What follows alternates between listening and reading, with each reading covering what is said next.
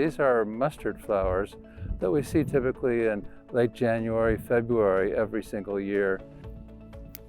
I'd like to pick one for my mother. When I was a child, I would go out in the spring and pick a bouquet of mustard flowers and bring it home, and of course she was delighted. It's Eastern European, Western Eurasian plant, North Africa.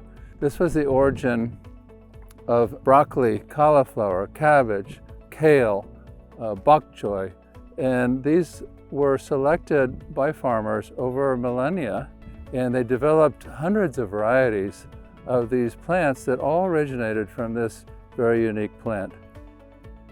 A lot of people don't know, but it can eradicate a lot of nematodes, which are kind of tiny worms that are in the soil that can carry diseases and cause root problems for plants. It's also a good weed suppressant as well. They kind of outcompete weeds that would normally grow.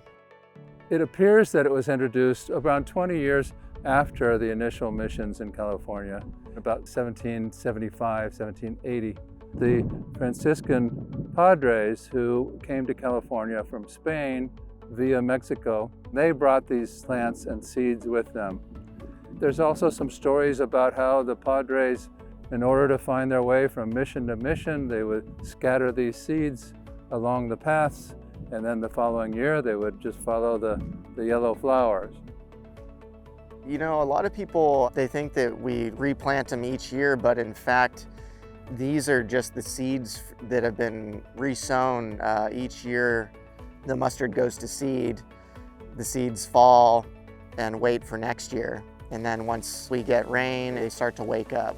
And so the process begins again, and they bloom and reseed again. It appears that around the 13th century, the French started grinding the seeds and then separating the chaff from the milled powder. And then they would take the milled powder and add some water, perhaps some vinegar, or in many cases some grape juice, and they would use this as a condiment with their food. So the term moutarde refers to that process, and that's where the mustard or the moutarde originally came from. An interesting thing to consider is that the flavor of the mustard is not pronounced until you crush the seeds. And then the chemicals in the seeds and the pulp of the seeds combine to add that fire and that flavor. The commercial ones that are used for processing into commercial mustard are a little different than these particular ones.